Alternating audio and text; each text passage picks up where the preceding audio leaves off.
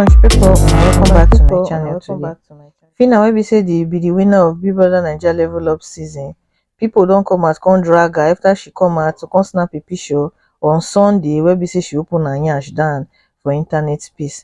And also, essay of the Sigobe season, she don't come under fire after she come out to come flaunt her baby born, proving say she already pregnant, and fans don't come out to come call her out, say na actually a known married man na she get belle for, and she don't come out to come debunk the rumor. So few months ago, Phyna, she come out when we say she talk for her podcast where we say they call Speak with Phyna. According to her, she say anybody say these days young girls go just they go just carry ring light, wear pant and bra, they snap picture, they post for internet, they put camera when they wear pants and bra and all of that. So we can't turn and say for the trip where we say multi-choice sponsor, make she go for Maldives, she wear bikini for there, where we say they come drag her, say madam, you practice wetin you preach. After all, you don't come out to come talk bad about people where we say they dress in certain way, and you yourself you dey dress that way now. That period she can't come out the debunking wey be say she do, she thought say she dey for swimming pool, she not fit wear agbada to enter the swimming pool. So people can say okay, we accept that excuse. So of recent again, Phyna come out to compose this particular picture where we say they see for the screen, where we say she doing nyash one kind for the video or for the picture. And even on Sunday now she posts the thing. So the thing not sit well with a lot of people because they believe to say if you dey always condemn people for online for certain things, you're not supposed to do that thing where you dey talk bad about. They can't come out, can't quote this her tweet, can't say no difference with what she condemned on her podcast. Humans they sabi jealous sha. Say why this person they claim say Phyna they jealous. Now remember the way Phyna take scatter Chichi because Chichi do silicone nyash. Phyna come follow for back, go do. I don't know the one we say she do. Her fans say na lipo. I don't know the difference between the lipo and the BBL. But I know say they thought say so another person come say you just post market soon. Now flights anywhere you like. We know these things. This particular person they try to talk to say, say once BBN girls just do nyash and they come post their nyash like that for internet. The next thing na flight to abroad. Now they go for shopping and all of that. So now wetin the person dey try to talk. So Phyna come reply and come say your mama na our HOD. Another one come say person go naked, una go dey hear her. All of una dey mad. Dear Phyna, you would have invested in your head instead of your body. Phyna come say okay, headmaster. this headmaster of me. Who's all of this? So the next person come say abeg, you fit dey naked weary. I go need to manage this their calling out because few months ago now she come out come condemn BBL. Now she still come out condemn girls where we say they wear bikini, they snap picture. The two of them where we say she don't talk about for her podcast, she have been found guilty of it.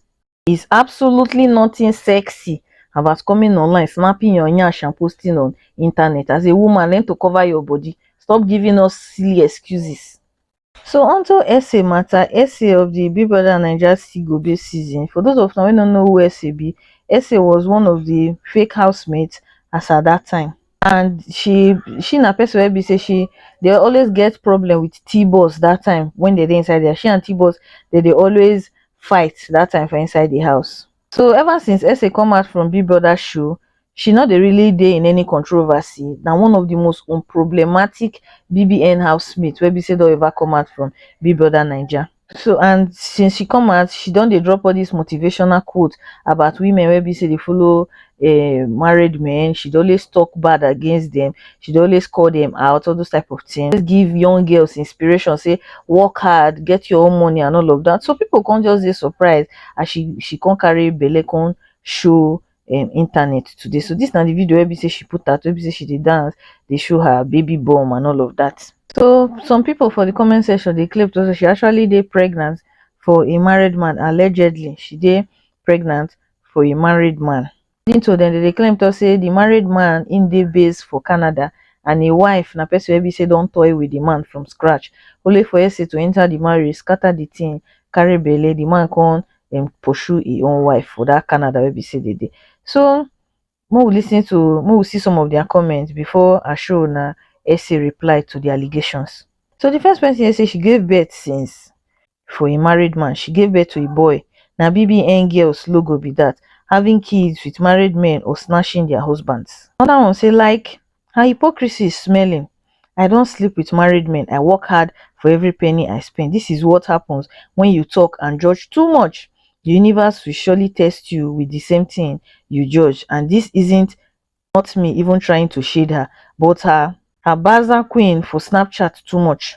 Cho cho cho up and down. Essay always dey against girls wey be say dey snatch people husband right from time. That's the type of person she has always been. If you check out her social media handle, Snapchat, Facebook, wherever, you go see say she dey always talk about women snatch people husband. She dey always kick against that. Another one says she destroyed someone's home. I wonder why Linda's husband betrayed her like that. I know them somehow, Sha, and really feel for her. Next one says she used filter to cover her stretch marks. So please don't be deceived. Everybody really get the one wey we say they pain her. So with all the allegation wey we say they fly since Ese come deem fit to come out to come debunk the rumor. So she can't come out because her 2023 post wey be say she post, according to that post, that was 2023.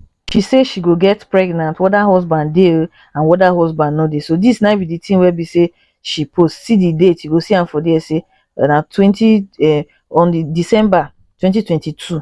Now she post this particular post. She say her 2023 goal is to get pregnant, come put bracket husband or no husband. Come bring her this particular tweet. She can still come out, can say, I'm intentional about my life. I'm not worried about the opinion of strangers because they don't feed me. Am I happy? Am I making money? Am I living well? Yes, I am. That's all that matters. The rest of you will be fine. Come put two glass emoji. Let's see, continue. For her Snapchat, she can say, and for the record, I did not take anybody's husband. So please stop the rumors. If I did, kindly come out with your full chest and your ring light to explain to the world how it happened. I usually don't like to involve in social media drama because it will only end up draining my energy. And as usual, the public don't like the word actress. And anything I say will still be a lie in the eyes and ears of people. But thank God for evidence. Can't continue. Say tag me anything you want, but definitely not a husband snatcher. One more fake news about this issue, and I'm dropping it or Genesis to Revelation, in and out, and including stray bullets. Just do it again.